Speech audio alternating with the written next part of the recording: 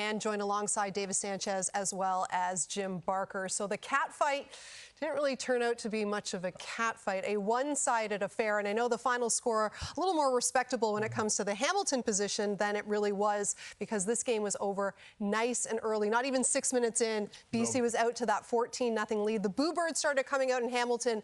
Did the fans have a right to be upset, Jim? It was a complete disaster for the way I look at it.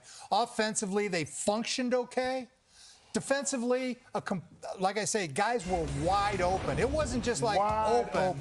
They were wide open. And for big plays, and I mean, there you see a curl route, and they're in zone defense, and there's nobody within 7 yards of them. And it just, for that to happen, it just is, you're in for a long day. And sure enough, they were in for an extremely long evening. And at 0-4, Jim, entering this game, I don't think it's an effort thing. To me, honestly, when I watched this, the first half, to me, this game in particular, it looked like a talent gap. It just did to me. It looked like a talent gap. It looked like execution issues. You're going into a bye week, though. So here it is. The time you want to play your best football as a pro is when you're going into a bye. One, you don't want to get hurt. You get hurt, you got to stay home. You can't go on vacation. Two, you want to keep your job. You better play well in that bye week, because that's the week you make changes.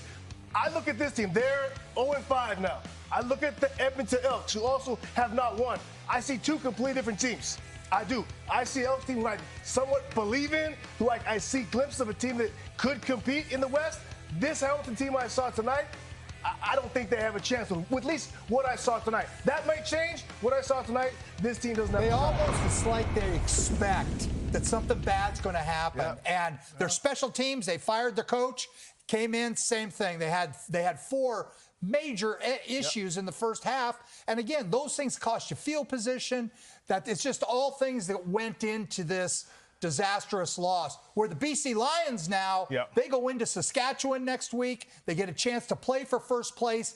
Coming east and winning is not easy, even against a bad team. Absolutely. It's not easy. Absolutely. So for BC, big week to lead into Saskatchewan. And also, the way that this team scores, BC can score so fast, it makes it really difficult to play against them.